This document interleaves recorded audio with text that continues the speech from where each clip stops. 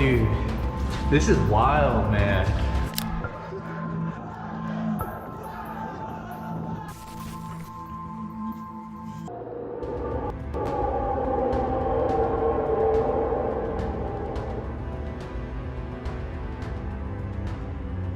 Think of a river whose name is connected to some of the oldest and most mysterious events in the Bible, suddenly starting to dry up.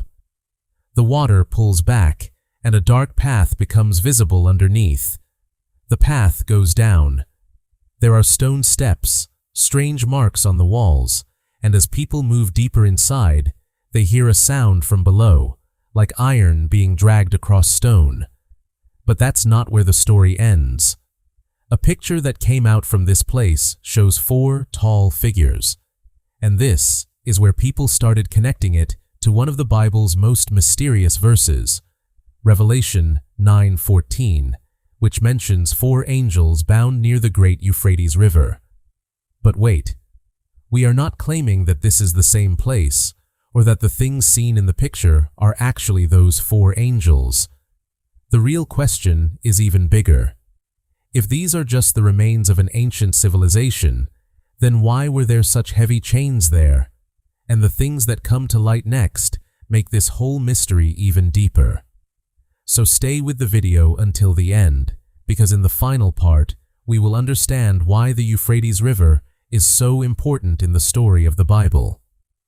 Before we move ahead in the video, please subscribe to the channel so you can watch such videos first.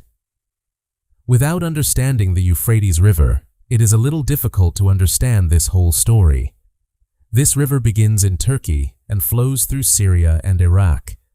For thousands of years, human settlements have existed along this river. Farming was done, cities were built, and people's daily lives depended on this water. But in recent times, because the water level has gone down in many parts of the river, old riverbanks and dry land have started becoming visible. When the water of a river pulls back for a long time, things hidden underneath or around it can also come to light.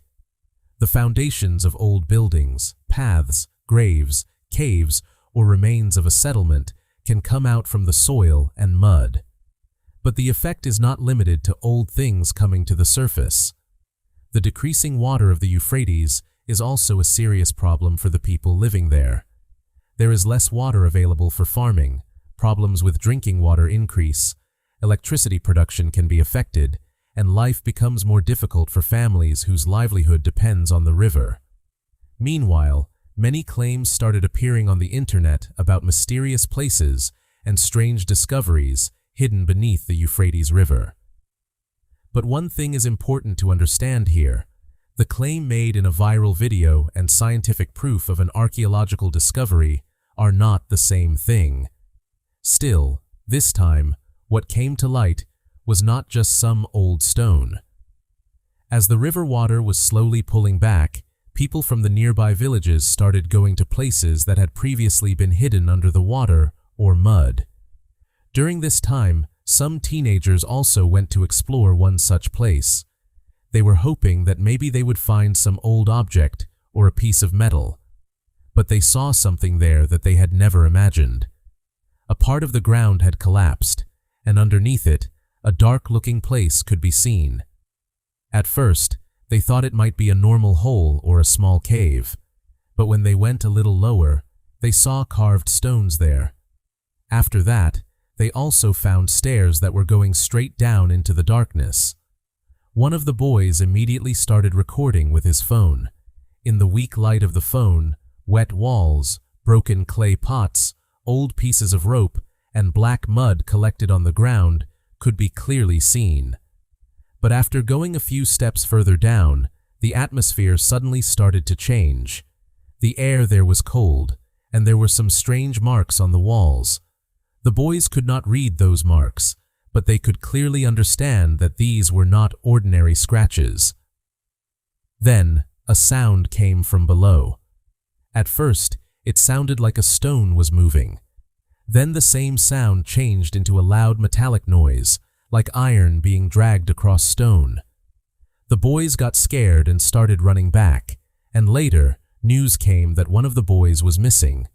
But the real question was not what the boys had seen. The question was, what had the camera recorded? After the boys ran away, the most attention went to the video that had been recorded on their phone. People watched the footage again and again and tried to understand the marks on the walls and stones that could be seen in it. Some of the marks looked like they were connected to an ancient script. Some people described them as Adian-like markings, while others saw similarities with early Aramaic script. If this were true, it could mean that people had come to this place at different times, and later, some changes were also made here. But one other thing in the video attracted the most attention. Around patterns that looked like flowing waves on a stone, 4 tall figures could be seen. The picture was not clear, and the stone was also in very bad condition. Still, people on the internet immediately started connecting it to the 4 angels mentioned in Bible's Revelation 9:14, connected with the Euphrates River. But it is important to stop here for a moment. The Bible verse does not describe any underground room or such carving. In ancient art, 4 figures by themselves were not something unusual. They could also represent different things, such as guardians, rulers, the 4 directions, or seasons. So, it would not be right to make a definite claim about a supernatural event just by looking at these figures. But one question was still left. If these 4 figures were only symbols, then what was found inside the locked room? The next part opens up the answer to this question. After the picture showing the 4 figures, the investigation did not stop there. It was reported that the team moved forward and reached another corridor. This passage was different from the earlier section. There was very little writing on the walls, and a thick black layer covered everything around it. Finally, the corridor ended in front of a room that had been sealed with stone. After a lot of effort, when the stones blocking the room were removed, what they saw inside left everyone there completely silent for a few moments. In the light, the first thing they saw was something that looked like a broken statue.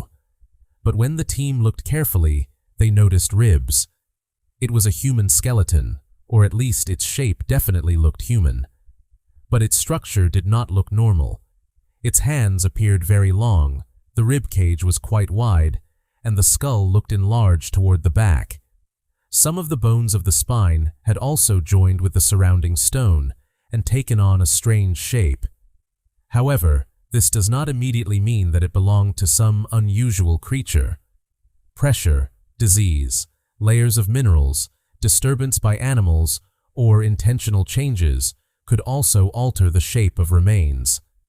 But the real surprise came from the things placed around the skeleton. There was a long sword, a round shield, and the remains of some old stringed musical instrument. The same mark with 4 figures was again carved on the shield, and nearby, a broken inscription was also found. Now the question was not only who this skeleton belonged to. The question was, why had it been placed inside this sealed room with these objects? Now the story moves in a direction where the old Bible stories and the story of this mysterious place seem to connect with each other. In Genesis 6, there is a mention of the sons of God and the daughters of humans. In the same section, there is also a reference connected to powerful people from ancient times and the Nephilim. Later, some religious traditions took this story even further. These traditions mention the Watchers. They are believed to have been beings who shared certain things with humans that were not considered right for humans to know or use. These stories mention forbidden knowledge, the art of war, weapons, and technologies that were said to have increased violence and corruption in the human world. This is why, when reports about a sword, shield, strange figures, and a mysterious inscription inside this underground chamber came out, people on the internet started connecting these 2 stories. And in the middle of this discussion, one name started appearing again and again: Zaziel. In some online discussions, people tried to connect it with the same ancient mystery. But one thing needs to be understood very clearly here. The Bible does not say that Zazel was kept in a room, cave, or chamber underneath the Euphrates River. The identity of the remains reportedly found at this place has also not been proven by any independent evidence. So for now, it is only right to look at this as a theory or online speculation. But the next discovery in the story made this theory even stranger, because there was not only a skeleton and weapons underneath the ground. An ancient wheel had also been found there. After the story of the room with the skeleton, news came out about another thing being found underground, and this time it was not a bone or a weapon. While removing the soil and sediment, workers saw the edge of a round object. At first, it looked like an ordinary stone, but when the soil around it was removed, spokes placed at equal distances from each other started becoming visible from the center. Slowly, it became clear that this was part of an old wheel. Wheels with spokes like this were used in the ancient Near East. They were used in chariots and light carts, through which warriors, traders, and people carrying messages traveled from one place to another. But one thing here was very strange. The place where the wheel was found was not near the normal surface. It was buried quite deep underground. Now the question started coming up. How did it get so far down? It may have been buried there after an old flood. Maybe it was left there after a settlement was destroyed. Or perhaps, over time, the ground sank and it went deeper underground. Without proper archaeological dating, its real age and the reason it ended up there cannot be determined. Then people started connecting it to the story in Exodus 14:23-28, which mentions Pharaoh's horses and chariots. But nowhere in the Bible does it say that those chariots would be found underneath the Euphrates River. Still, this wheel raised a new question, but an even bigger question was raised by the thing that was found beyond it. The next discovery made the whole story even more frightening. But what was reportedly found after the wheel took this whole story in a completely different direction. It was said that when they reached another section ahead, thick metal-like chains could be seen between the ground and the walls. At first glance, they might have looked like ordinary chains, but their thickness and size caught people's attention. It was said that some chains were directly connected to strong anchor points fixed into the walls. Their links were quite thick, and in some places, cracks could also be seen in the rocks. Some metal rings looked like they were slightly pulled out of their positions, as if a lot of pressure had once been placed on them.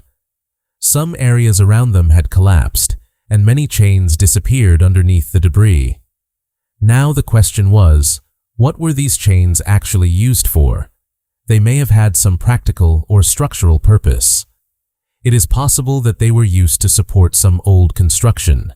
Some people also connect them to a religious purpose. But without proper investigation, dating, and material analysis, it is difficult to say anything for sure about their actual use. Then two things from the Bible came to people's attention. 2 Peter 2:4 mentions rebellious angels being kept in chains of darkness. Jude 1:6 also talks about angels who left their proper place and were kept in chains in darkness. So, was this the same prison? We cannot prove that. But if these chains really were used to imprison something, then the next question was even bigger. What exactly was being kept there? If we put the mysterious cave and the chains aside for a while, the importance of the Euphrates River in the Bible is much older and deeper than this. In Genesis 2:14, the Euphrates is named as one of the rivers connected to the area around Eden. This means that the river is already present in the early part of the Bible's story. Then, in Genesis 15:18, this same river becomes a boundary of a promise. God speaks to Abraham about the land that will be given to his descendants, and the great river, meaning the Euphrates, is also mentioned there. But over time, a power like Babylon also rose in this same region. Babylon captured Jerusalem, destroyed the temple, and took the people of Judah away as captives. At that time, it may have seemed that nothing could stop Babylon. But the Bible's story does not end there. God gave his people a way to return. And then, in the very last part of the Bible, the Euphrates appears once again. Revelation 16:12 says that the water of the great Euphrates River dried up, so that a way could be prepared for the kings from the east. Notice, starting from Eden and Abraham, then moving through Babylon and the exile, and finally to Revelation, this same river appears again and again in the Bible story. That is why, when the water level of the Euphrates appears to be going down today, many people's attention immediately goes toward these verses. But just because the water level is going down does not prove that a prophecy is being fulfilled. Still, there is something worth thinking about. What history could still be hidden underneath a river that has watched so many empires rise and fall? But the story of the Euphrates River is not limited to things from thousands of years ago. Even today, the falling water level of this river has become a major problem. Because of drought, the water level is going down in many places, and this is directly affecting people whose lives depend on the river. Farming, drinking water, and jobs, all of these can be affected. On the other hand, as the water pulls back, old things hidden underground are also starting to come to the surface. In some places, remains of old settlements may become visible, while in others, building foundations, paths, or other archaeological things may appear. But in the middle of all this, another thing about this mysterious discovery also started coming out. It was reported that restrictions were placed in some areas when people tried to enter the region. Checkpoints started appearing on the roads, and there were also reports of restrictions on flying drones. Then some videos that were previously said to be connected to this place also started disappearing from the internet. Some other videos appeared again, but their captions and dates were different from the earlier information. Now there were two kinds of possibilities in front of people. The first and most direct possibility was that maybe authorities had placed these restrictions for safety. Entering old and weak underground structures could cause an accident, and protecting an archaeological site from looting could also be necessary. The second possibility was much more mysterious. Had something been found there that was being hidden from people? But so far, there is no solid evidence to prove this. And this is where the mystery becomes even more confusing, because if there was nothing to hide, then why did so many things suddenly start disappearing? Now, the most important thing in this whole story is that we should not forget to understand the difference between mystery and truth. Daniel 2:22 says that God reveals deep and hidden things. A person may close a place, stop certain information from being shared, or keep a video away from people's eyes, but nothing hidden in darkness can be hidden from God. That is why we should also avoid believing every viral video as the truth. Jesus first warned in Matthew 24:4 to be careful and not let anyone deceive you. In today's time, this warning feels even more important because a video can be slightly changed, an old picture can be presented as new news, or an incomplete story can be shown again and again to easily make people believe it. The Bible gives us a good example of the people of Berea. Acts 17:11 says that they carefully examined the things they had heard to see whether they were true or not. We should do the same. We should not immediately believe that everything is false, and we should not believe every mysterious claim as the truth either. And if a major event really comes to light in the future, our response should still not be fear. In Luke 21:28, Jesus says that when these things begin to happen, look up and lift your heads, because your redemption is near. Like the wise virgins in Matthew 25, being prepared does not mean being afraid. It means being ready beforehand. In the book of Joshua, the purpose of the stones placed near the Jordan River was also that future generations would ask, "What do these stones mean?" And Psalm 90 reminds us that human generations keep changing, but God remains our dwelling place. So, whether something is really hidden beneath the Euphrates River or not, only time and investigation will tell. But our faith does not rest on a viral video, a mysterious skeleton, or a locked room. Our trust is in Jesus Christ. In John 8:12, Jesus himself says that he is the light of the world. So, from this whole story, remember these three things. Keep watching, keep praying, and look upward. If you like such mysterious stories connected with the Bible, subscribe to the channel right now, share the video, and definitely tell us your opinion in the comments.